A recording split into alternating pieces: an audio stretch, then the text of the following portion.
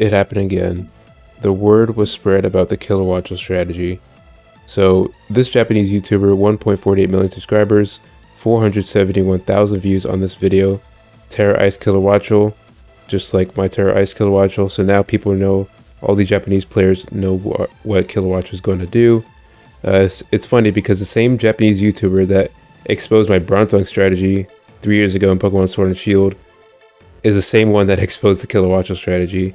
And then there's also been other stuff about my Assault Vest Decidueye in Season 12 and Sword and Shield to counteract the Kyogres and stuff like that. That got exposed as well. So I think what I'm going to have to do is either change the Terra type, because now people are just countering their Garchomps and terraing their Garchomps, or switching them out because they know what's going to happen with the Kilowattrel. So there's kind of no point in using this if all the Japanese players in Master Ball know what I'm going to do. So what I'm probably going to do is like Terra Fairy, or just like make a new team altogether, because I was thinking like in the Paradox meta, it's going to be an insane amount of speed creep. So we got 150 speed, 142, and then they all got these, there's all these Pokemon, these two Paradox Pokemon, 136, 135. So these are going to be running like Choice Scarves, Booster Energies to get the speed, and then they're just going to be speed creeping each other because Iron Bundles don't want Flutter Manes to outspeed them. And then Dragon Bolts are going to be running Choice Scarf to outspeed the Flutter Mane. It's going to be very weird and very ugly, very, very fast. But that's just how it's going to have to be, because we've already seen things like this because of the speed creep that's currently going on in the Season 2 meta. Because you have things like Psychozar with 121 speed, Choice Scarf getting substitutes out, Shed Tails out, and then so people have been running this to counter it out.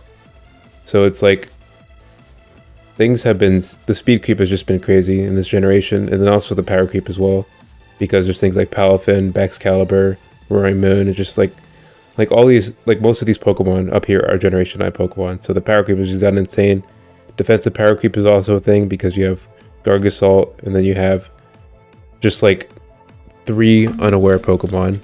So unaware, and then Dondozo, Skeldurge, Clodsire. You see how they have 100 in each stat, in 2 out of the 3 defensive stats. So that's just kind of insane right there. So they don't care about your setup, and then they don't care about your damage either because they have too much bulk. And then things like Dondozo gets an Oko move. So in a Battle Stadium 3v3, like most Dondozos run Fissure because they can just get away with that. And since they live so many hits, they can just run Leftovers, have Unaware, so they don't care about your boost, and then just kill you, one shot you off of it. And that's just optimal. Even if you don't like the one hit KO moves, this is just optimal on Dondozo because of how like annoying it can be both defensively. And then Dondozo can also run like Wave Crash. So all these defensive power creep also have good attack too. So you can't really, it's going to be a little bit difficult to switch into Dondozo if you don't like have like another tank.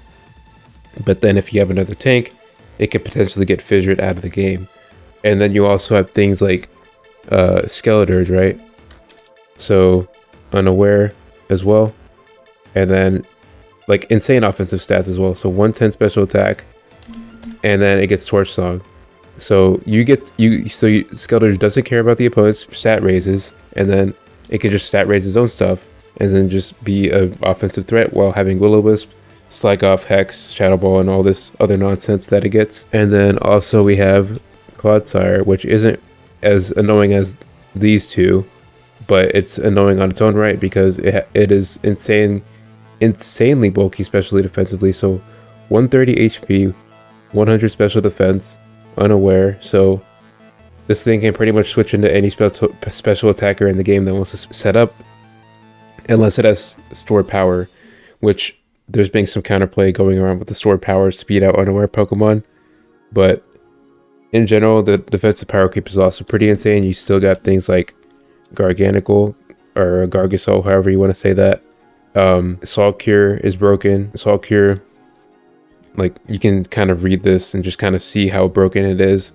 And also Salt Cure doesn't wear off if this thing switches out, so it just stays on the opponent forever unless they switch out, which is absolutely broken. And then this thing also can just one shot the opponent sometimes whenever it wants, because it can just, again, it can just stay in for like long periods of time. It doesn't have to switch out. And then it can also go Terra Ghost.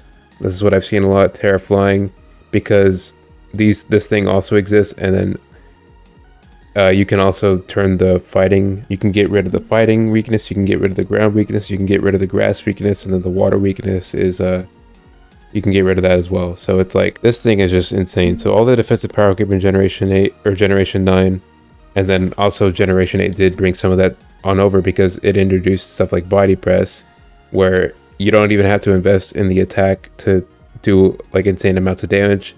So that's just kind of unfortunate right there for Pokemon that want to switch into this thing, because you can't really switch in that easily to to these defensive Pokemon because they can just blow you up. So I was thinking about running something like a Trick Room strategy, to where you basically like not care about the speed creep that's going on. So like, again, the speed creep that I was talking about with Dragapult, Iron Bundle, Flutter Mane, Chanpal's not allowed yet. But when it is, that's going to introduce even more speed creep into the metagame, so that's going to be fun. So if people are going to be running things like Choice Scarf Dragapult to outspeed the Flutter Mane, then like, I don't even think it's worth trying to speed creep the speed creep that's going on. So why not just run some Trick Room and then just not care about it? And then you can also have like a Trick Room variant on your team, and then you can just have like a non-Trick Room variant, so you can deal with multiple team compositions, and then you can just adapt to whatever the opponent brings. So yeah, I'll be thinking about this. Not sure exactly what I'm gonna do. This team is definitely still on the table, but I'm definitely gonna have to change some things, and I'm probably gonna use this team to still get a feel of the Series 2 meta, because I don't really know what it's exactly gonna be until it actually comes out. It's kind of hard to predict meta sometimes, but that's just how it is. I never really predicted a Sword and Shield meta when they came out. I just had to play and find out, because that's also how you improve that Pokemon. You just get experience, and then once you've lost to a certain strategy, you can kind of just reflect and see how you can play against it the next time, and then you just keep improving, and then you just keep getting better, and then you can just eventually just beat every team that you come across because you've been in this situation before. So yeah, that's all I have to say about this video. Hope you all enjoyed that, and I will see you all next time.